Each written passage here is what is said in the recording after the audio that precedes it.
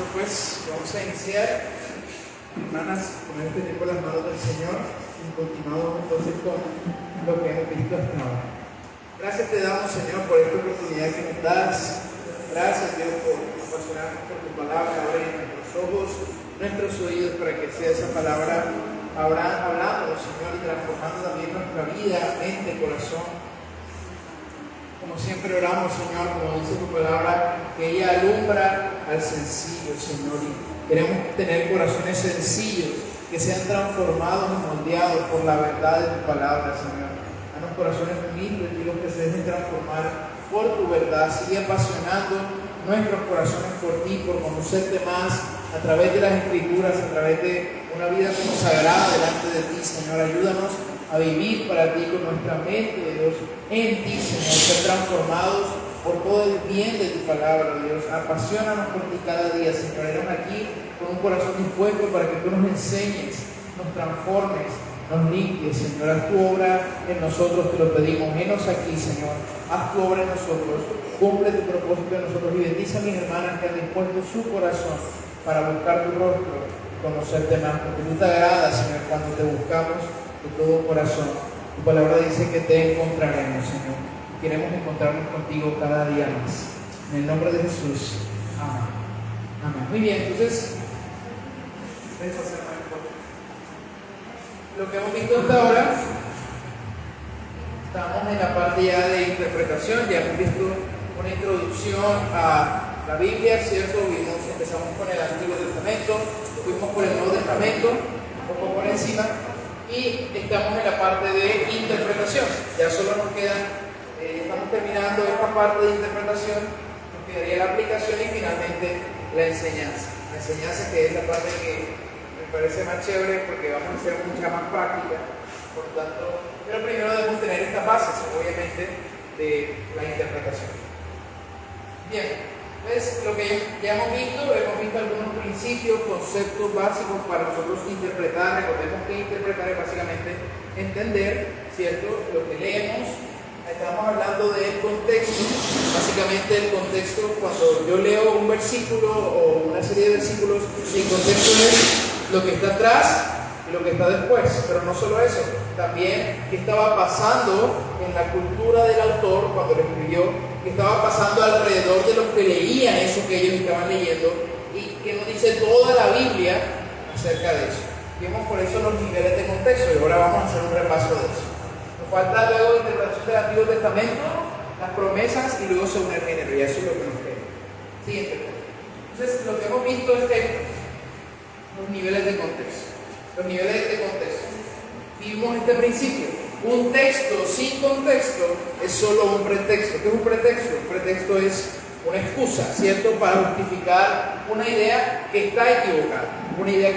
Entonces, cuando nos acercamos a un texto bíblico, vemos esos 5 niveles. Vemos el contexto inmediato, que recuerden que es básicamente el capítulo, ¿cierto? Si tenemos Juan 3:16, ¿cuál sería el contexto inmediato? Juan 3. Juan 3 es el contexto inmediato de Juan 3:16, o sea, el capítulo. Ese es el contexto inmediato. El contexto de todo el libro, usando el ejemplo de Juan 3:16, ¿cuál sería? El Evangelio de Juan, porque estamos viendo todo el libro. ¿Qué nos dice todo el libro en relación a eso que yo estoy leyendo? Luego vamos al contexto del autor, es decir, ¿qué más escribió Juan? Bueno, tenemos Juan, tenemos Primera de Juan, Segunda de Juan, Tercera de Juan y Apocalipsis. ¿Qué podemos hacer con eso? Comparar qué nos dice Juan acerca de lo que está diciendo en Juan 3:16. O sea, en donde más habla de la vida eterna. Y en Primera de Juan habla mucho, ¿no? El que tiene al Hijo tiene la vida, el que no tiene al Hijo no tiene la vida. Entonces, ese es el contexto del autor, que nos dice el mismo autor acerca de ese tema. El contexto, cuarto nivel de la información compartida, es decir, la cultura. ¿Cómo era la cultura en los tiempos bíblicos? ¿Cómo entendían ellos ciertas cosas? Habíamos visto varios ejemplos. El ejemplo del velo, ¿no? Cuando Pablo habla en Corintios de las mujeres usan velo. Bueno, ¿por qué? ¿Cuál era la costumbre, ¿no? Por ejemplo, en Santiago, cuando habla de que los ancianos, si hay algún enfermo, vayan y pongan aceite sobre el enfermo y oren por él en el nombre del Señor y se sanará. ¿Pero por qué aceite? Porque el aceite era el dólar en ese tiempo. O sea, se le daba un uso medicinal al aceite. Por eso mandan a ungir al enfermo. Y muchos ejemplos más. La cultura de la Biblia, del tiempo de la Biblia, nos ayuda a entender. Colocaba yo este ejemplo también hace varios domingos, cuando hablaba de la venida del Señor. ¿Recuerdan ese ejemplo? De cuando venía el general romano y la gente salía a recibirlo. Ese es un ejemplo de la cultura y eso nos ayuda a entenderlo.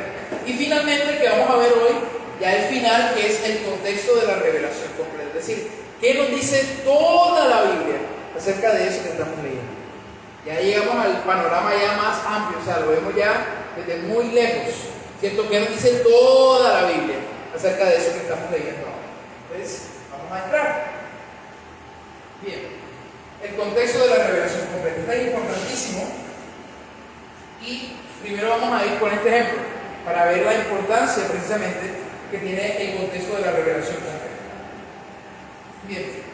El contexto de la revelación completa, como ya dije, es qué nos dice toda la Biblia acerca de un tema en específico. Pero aquí hay una pequeña advertencia que le voy a hacer. A veces queremos irnos a ver qué dice toda la Biblia sin entender primero lo que estamos leyendo. Y eso es un peligro. O sea, yo primero tengo que entender qué me dice eso que yo estoy leyendo y luego lo comparo con toda la Biblia. ¿Por qué? Porque si saco una mala idea de lo que estoy leyendo, ¿no? Si interpreto mal un versículo, cuando yo voy a compararlo con toda la Biblia, lo voy a comparar con versículos que no tienen que ver con el tema del que estoy leyendo. ¿Por qué? Porque lo estoy mal interpretando, lo estoy entendiendo mal, ¿cierto? Entonces, poniendo este ejemplo, ¿no? Todo lo que pidan en Juan 14:13, todo lo que pidan en mi nombre, lo haré. Todo. Ahí dice todo, ¿cierto? Entonces, yo le puedo pedir a Dios, yo que sé, Dios, mañana quiero volar. Entonces, Dios me va a hacer volar mañana, porque ahí dice todo. Yo podría ir con esa interpretación y busco otro versículo que justifique. Filipenses 4:13 dice, todo lo puedo en Cristo que me fortalece, yo puedo volar. Entonces, si ve, mira, te tengo aquí respaldo bíblico porque tiene que ver. No, tengo que entender primero el texto que estoy leyendo y luego lo comparo con toda la Biblia para ver si estoy sacando la idea bien. Entonces, simplemente una clave aquí. Aquí la clave es en mi nombre. En mi nombre. La clave es en mi nombre. Todo lo que pidan en mi nombre, lo haré. Ahí está la clave. ¿Por qué? Porque en mi nombre, a veces pensamos que en mi nombre es, si no terminas en la oración en el nombre de su amén, no sirve, porque tiene que ser en su nombre. Pero cuando la Biblia usa el nombre, en la Biblia el nombre no es tanto el nombre de la persona. En la Biblia el nombre es autoridad. Básicamente es lo mismo. Autoridad es nombre, porque es la persona misma. O sea, el nombre es la persona. Por eso Dios revela su nombre, ¿no? Yo soy Yahvé. Es decir, está revelando su persona. ¿Quién es Él? Entonces, cuando hablamos de, por ejemplo, en el libro de Hechos, dice que la gente se bautizaba en el nombre de Jesús. Pero no es que cuando los bautizaban decían, te bautizo en el nombre de Jesús. No. La idea es en la autoridad, sometidos a la autoridad de Jesús. Porque había un bautismo en el nombre de Juan, o de Juan, y había un bautismo en el nombre de Jesús, es decir, bajo la autoridad de Jesús. Por lo tanto, cuando leímos aquí, todo lo que pidan en mi nombre, podríamos ponerlo como todo lo que pidan en mi autoridad. Es decir, sometidos a mí, es lo que quiere decir. Ahora que entendemos eso, ¿qué nos dice toda la Biblia acerca de eso? Primera de Juan 5:14. Y esta es la confianza que tenemos delante de Él, que si pedimos cualquier cosa, todo, ¿pero qué?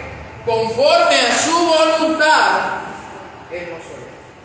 Si ven, o sea, primero entendimos el versículo, en mi nombre, es decir, sometido a su autoridad, es lo mismo que conforme a su voluntad. Por lo tanto, cuando Jesús dice que todo lo que pidamos en su nombre, quiere decir, todo lo que pidamos conforme a su voluntad, Él nos lo va a dar.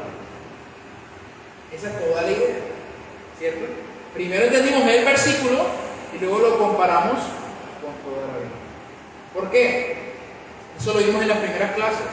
Porque si yo tengo un versículo A que contradice un versículo B, no es que la Biblia se contradiga, es que yo estoy entendiendo mal uno de los dos.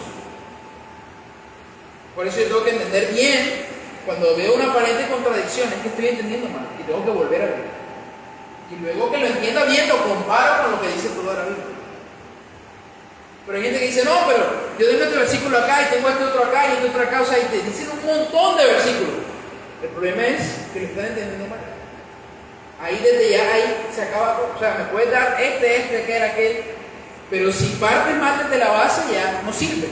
Hay que primero entender bien el versículo. Entonces, este es un ejemplo, solo un ejemplo, hay muchos más que podríamos mencionar.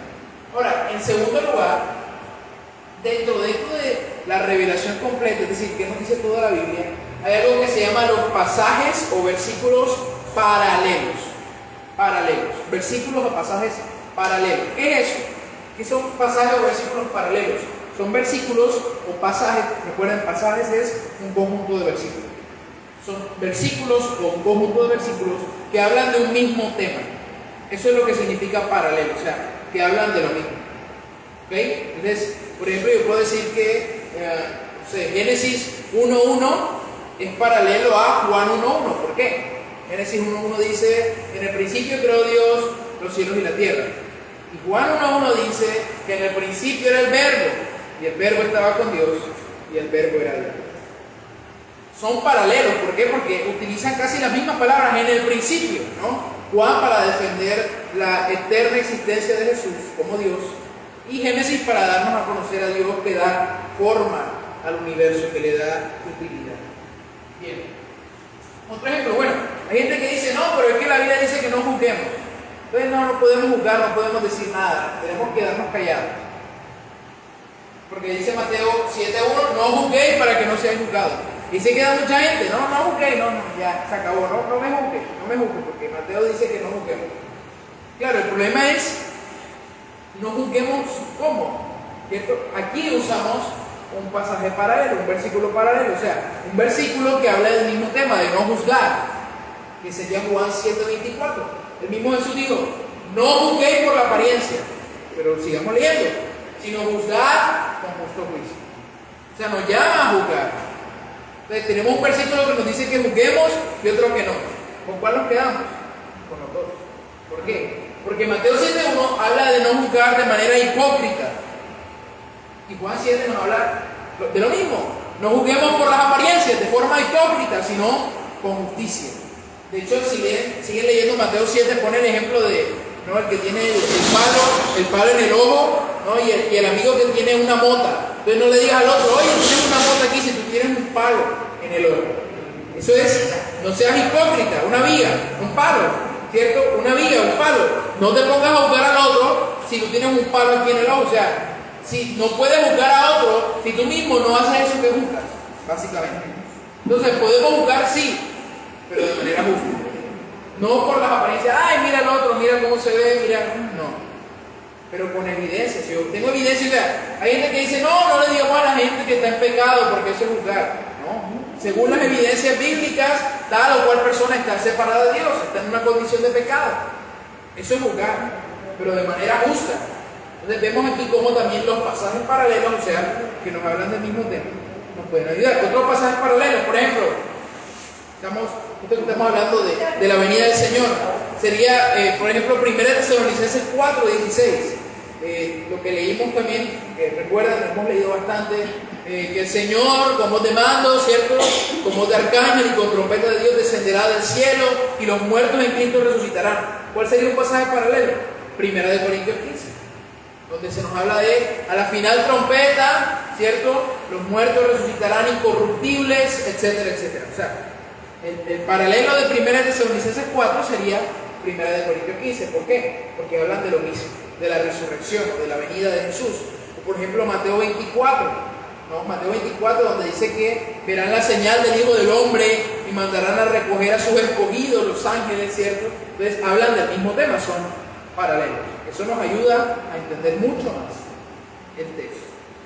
Otro ejemplo, esto es con ejemplos que aprendemos. Esto es siempre con ejemplos. Todo lo que estamos viendo de la Biblia tiene que tener ejemplos, sí o sí. Ya lo he puesto varias veces, pero es importante.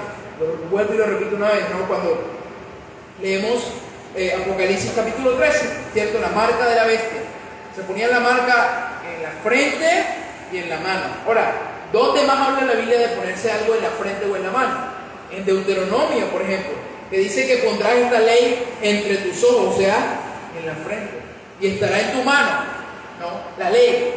Por lo tanto, eso nos ayuda a entender la frente. ¿Qué es? Los pensamientos, ¿cierto? ¿Y qué son las manos? las acciones. Por lo tanto, la marca es algo simbólico, porque está en la frente o en la mano. O sea, ¿qué gobierna tus pensamientos y tus actos? ¿La ley de Dios o la marca de la Biblia? ¿La palabra de Dios o las ideas de este mundo? Si ven cómo cogemos algo y lo comparamos con toda la Biblia para poder entenderlo correctamente, ¿no? Y podríamos usar también, lo hemos usado también, el contexto cultural, ¿no? ¿Será que ellos estaban pensando en un microchip por allá, en una vacuna? Eso ni existía. Entonces la gente cuando hablaban, pensaban o leían de la marca, no se imaginaban un microchip o el código de barra o la vacuna del COVID, la marca de la bestia. No, eso ni existía, obviamente. Pero eso, ¿cómo lo sacamos? Entendiendo primeramente el texto bíblico, desde estas ideas, en el contexto inmediato, luego en el contexto de toda la Biblia, del autor, de la cultura, y este último que estamos viendo que es de toda la Biblia. ¿Hasta aquí vamos bien? ¿Sí? Vamos con la idea. Al final, ya van a ver, vamos a hacer una actividad que nos va a durar 2 clases, donde vamos a poner en práctica todos los niveles, ¿ok? En grupo, obviamente, con mi ayuda todos vamos a participar. No se preocupen. Como un examen, a ver si no. Ya los exámenes, ya eso pasó hace rato ya. Diego. Eso quedó abolido. Sí, quedó abolido ya. Quedó abolido. Entonces, veamos otro. Ahora aquí nos puede servir cuando estamos hablando de una palabra. Una palabra en la Biblia puede tener distintos significados según el contexto. Recuerden el contexto, la situación, lo que rodea al versículo. Una sola palabra puede tener varios significados según el contexto. Y traigo este ejemplo acá. Santiago 4:4. Bueno, hablemos de la palabra mundo. La palabra mundo en la Biblia.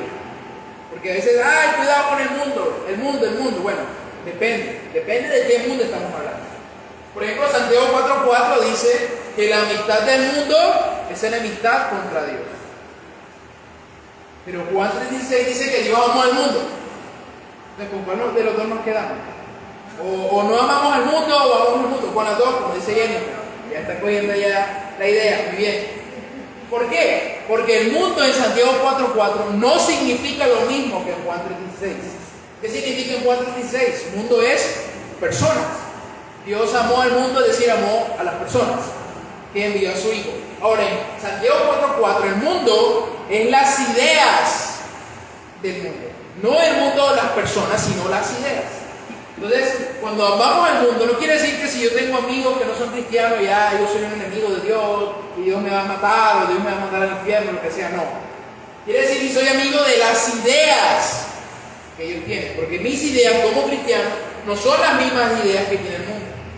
Y si yo me hago amigo de esas ideas, me hago enemigo de Dios. O sea, tengo que tener una elección. O me someto a la palabra de Dios, o me someto a lo que dice el mundo. Pero si me someto a lo que dice el mundo, me estoy haciendo enemigo de Dios, de lo que Dios me manda hacer, su palabra. ¿Cierto? ¿Qué principios, qué mandamientos, qué valores estamos siguiendo? Entonces, ¿tenemos que amar al mundo? Sí, tenemos que amar al mundo, pero tampoco podemos amar al mundo. Pero entendiendo que tienen diferentes significados. Entonces, el mundo, yo decía, el mundo no es nuestro enemigo, el mundo es nuestro objetivo. Pero no me refería a las ideas, me refería a las personas. Las personas no son nuestras enemigas, son nuestro objetivo, porque a ellas es la que le llevamos el evangelio. Ese es el mundo al que yo me refería, a las personas, no a las ideas. Tenemos que ser enemigos de esas ideas, pero amigos de las personas, para llevarles el mensaje del evangelio. Muy bien. Entonces, de nuevo, una sola palabra tiene varios significados, pero ¿qué me dice el significado? El contexto. El contexto. Otro ejemplo, esta vez con una frase. El templo de Dios. ¿Qué es el templo? Muchos cristianos tienen problemas con definir estas palabras como templo o iglesia. Entonces, Señor, guarda el templo. ¿Pensamos en qué? En las 4 paredes, ¿cierto? Señor, guarda la iglesia. Pensamos en las 4 paredes. Vamos a la iglesia. Pensamos en las 4 paredes. Eso está mal, es equivocado. Tenemos una mentalidad del Antiguo Testamento. Porque hay una diferencia en el Nuevo y el Antiguo Pacto. En el Antiguo Pacto el templo era un lugar literal, físico. La gente iba al templo, iba, por así decirlo, a la iglesia, porque era un templo ya estaba el arca y demás, ahí hacían los sacrificios. Pero en el Nuevo Testamento, la idea del Nuevo Testamento es que el creyente mismo es el templo. pero también la iglesia es el templo. ¿Okay? No es un lugar físico de cuatro paredes. Yo digo, podemos estar debajo de un puente y estamos en el templo, estamos en la iglesia, porque precisamente no son las cuatro paredes. Miren, veamos cómo se usa la expresión. No tenemos, de nuevo, una palabra con diferentes significados según el contexto. Primera de Corintios 3. Pablo les empieza hablando a los creyentes. Dice, porque todavía sois carnales, le dice a los corintios, a la iglesia, porque habiendo celos y contiendas entre vosotros, no sois carnales y andáis como hombres. Ahí le está hablando al conjunto de creyentes. O sea, recuerden, la iglesia de Corinto era la peor iglesia del mundo. Había gente ahí, llegaba la Santa Cena, se comía la Santa Cena, y cuando llegaba la gente a trabajar, ya la Santa Cena se acabó porque se comieron la comida, ¿no? O sea, y otro allá viviendo con la madrastra, y no solo de hola, sino ya saben, o sea, una cosa horrible, terrible esa iglesia, uno peleando, no, yo soy de Pablo, yo soy de Pedro, etcétera, etcétera. Entonces Pablo dice, ustedes son carnales, o sea, están viviendo mal. Miren lo que le dice luego en el versículo 16. Le dice, ojo con esto, ¿cómo usa la palabra? No sabéis, ahí sabéis es plural. Si decimos sabéis es plural. ¿Qué es plural? Que es más de uno, ¿cierto? No sabéis que sois templo de Dios. Que son templo de Dios, ¿quiénes? El conjunto de creyentes, todos. Y que el Espíritu de Dios habita en vosotros. ¿Por qué son templo de Dios? Porque Dios habitaba en un templo, ¿cierto?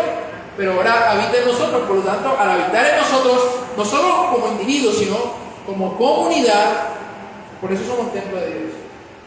Y el Espíritu Santo, cada vez que estamos reunidos, está ahí entre nosotros, ¿cierto? Si alguno destruye el templo de Dios, o sea, al conjunto, o sea, si alguien se mete con el conjunto de creyentes, es increíble. Este versículo a mí siempre me ha impactado. Dios lo destruirá, ¿no? El valor que tiene para Dios la iglesia es algo increíble, porque el templo de Dios es santo, y eso es lo que vosotros sois. De nuevo, plural, el grupo de personas son el templo. Pero luego el mismo 1 Corintios, 3 capítulos más adelante, en el 6:19 dice, ¿no sabéis que vuestro cuerpo es templo del Espíritu Santo? Entonces, ¿con cuál nos quedamos? ¿Yo como creyente o el conjunto de creyentes? ¿Las dos?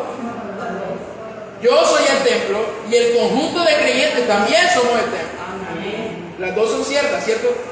Es complicado, es una idea compleja, pero claro, cuando nos reunimos, digamos que somos un montón de templos unidos, y eso hace un solo templo. Pero yo en mi casa, yo soy templo de Dios. Yo soy el templo de Dios, Dios está en mí. Puede estar en el bus, en lo que sea, ahí está el templo de Dios. Donde está el pueblo de Dios, donde está el creyente, ahí está Dios. Entonces, de nuevo, el templo es el conjunto de creyentes, pero también el creyente. Entonces, bueno, entonces, ¿cómo oramos, cierto? Señor, guarda la iglesia, amén. Guarda el conjunto de hermanos. Señor, guarda el lugar donde nos reunimos para que no lo roben. Ok, el lugar donde nos reunimos, pero no es templo, porque el templo somos tú y yo. Y tenemos que cambiar esa mentalidad, ¿cierto? Vamos a la iglesia. En cierto sentido sí, vamos a la iglesia. ¿Por qué? Porque vamos a estar el conjunto de creyentes. Pero no nos referimos con iglesia a las cuatro paredes que nos rodean. Importante eso. Bien, hasta aquí el contexto de la revelación inmediata. O sea, hemos acabado los 5 niveles. Lo que voy a hacer es que voy a mostrarles un resumen de los 5, con un ejemplo. ¿Ves? Vamos a ir todos allá, Filipenses 4:13. Un versículo bastante conocido. Y vamos a aplicar los 5 niveles a un solo versículo, para que vean la importancia de usarlos todos. Filipenses 4:13.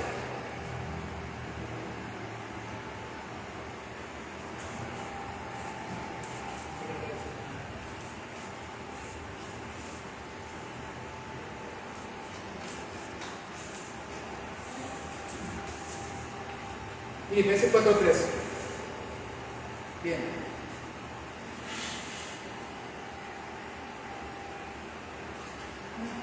Ahí está. Bien. Importante. Lo leemos así de, cierto, todo lo puede en Cristo que me fortalece. Y ahí a veces nos quedamos, muchos se quedan. Todo lo puede en Cristo que me fortalece. Mañana tengo un examen, todo lo puede en Cristo que me fortalece. Mañana tengo un partido de fútbol, todo lo puede en Cristo que me fortalece. ¿No? Bueno, eso es lo que dice, pero eso no es lo que quiere decir. No es lo mismo. No es lo mismo. Empecemos. Bien. Empecemos por el contexto inmediato. Primer paso, ya saben, contexto inmediato. ¿Cuál es el contexto inmediato? De Filipenses 4:13. ¿Cuál sería? Filipenses 4. Ese es el contexto inmediato, ¿cierto? Todo lo puedo en Cristo. Bien, ok. Ahora, dentro del párrafo, si leemos un poquito más atrás, por ahí el versículo 10, 9, 11, Pablo habla de se vivir en pobreza, se vivir en prosperidad, ¿cierto? He aprendido a estar contento con todo y demás. Eso nos ayuda a entender. O sea, Pablo nos está hablando de algo, una circunstancia tanto buena como mala. Pero no está hablando de un partido de fútbol o lo que sea, no. Está hablando de una cosa inmediata, ¿no? De algo específico. En pobreza o cuando lo tengo todo lo puedo en Cristo que me fortalece. O sea, dependo de Cristo. Así sea que esté bien o esté mal. Dependo de Cristo, esa es la idea. Ahora, el capítulo completo ¿de qué habla? Pablo menciona ahí, no, le doy gracias porque me han ayudado con una ofrenda. Por ejemplo, ahí el mismo capítulo 4. Entonces, el capítulo habla de qué? De agradecimiento por el apoyo económico que ellos les habían enviado. Eso nos ayuda a entender eso de todo lo puede en Cristo que me fortalece. O sea, viene hablando de algo económico, de una situación económica de Pablo, donde él mismo dice que él ha aprendido a vivir en necesidad y también cuando tiene, porque todo lo puede en Cristo que lo fortalece. Bien, ya vimos ahí el contexto inmediato, nos está hablando de situación económica, circunstancias buenas y malas, todo lo puede en Cristo que me fortalece. Ahora, el contexto de todo el libro, ¿de qué trata Filipenses? Dos temas principales: unidad y gozo en la adversidad. Podríamos resumirlo así: unidad y gozo en la adversidad. De eso trata Filipenses. ¿No? Por ejemplo, en el capítulo 4 dice: gozaos en el Señor. Y otra vez os digo, regocijaos en el Señor. Y todo el tiempo en Filipenses está hablando del gozo, pero en la adversidad, en medio de la adversidad. ¿Cómo sabemos eso? Contexto del autor, tercer nivel. Pablo está desde la cárcel escribiendo esta carta. Eso lo vemos en Hechos capítulo 28. Estaba en la cárcel mientras escribía esta carta. Por lo tanto, le da sentido a lo que dice. Todo lo puede en Cristo que me fortalece, entonces no quiere decir todo lo que se me dé la gana, pero que si fuera así, Pablo no estuviera escribiendo desde la cárcel, se hubiera ido a una mansión o yo qué sé, o de vacaciones. Pero estaba en una cárcel. Y el mismo Pablo, también, por ejemplo, en 2 Corintios 12, que yo mencioné este domingo, habla de qué? Cuando soy débil, entonces soy fuerte. O sea, habla de esa misma fuerza que Dios nos da en las peores circunstancias. Así vamos entendiendo lo que Pablo va a decir. Contexto de la información compartida o de la cultura. Los filósofos griegos usaban una palabra que era autarqué. Autarqué significa autosuficiencia. Autosuficiencia. Y para ellos eso era una virtud que tú y yo debíamos desarrollar. O sea, una persona madura era una persona autarqué, o sea, autosuficiente. Como hay gente que dice, no, yo quiero ser autosuficiente, por ejemplo. Y para los filósofos griegos eso era un objetivo. Uno tiene que ser autodependiente. Pero miren que Pablo aquí en Filipenses, el verdadero autarqué, o sea, la verdadera autosuficiencia era depender de Cristo. ¿Por qué? Todo lo puedo no en mí, sino en quién? En Cristo que me fortalece. O sea, está contradiciendo a los filósofos de su tiempo.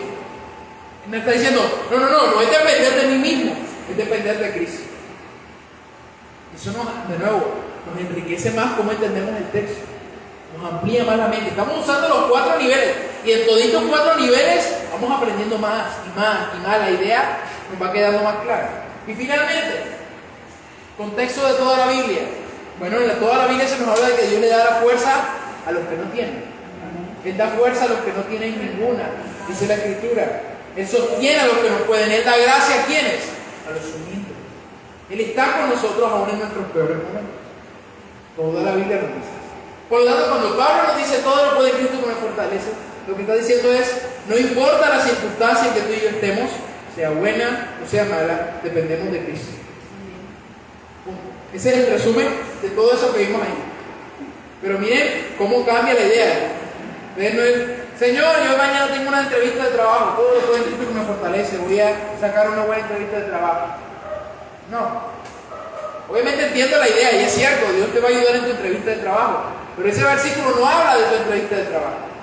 Ese versículo habla de cuando lo tengas, ay Señor, tengo un montón hoy, me sobra la plata, todo lo puede funcionar. Señor, estoy apurado, no tengo ni para facturas, todo lo puede funcionar. Esa es la idea. Esa es la idea.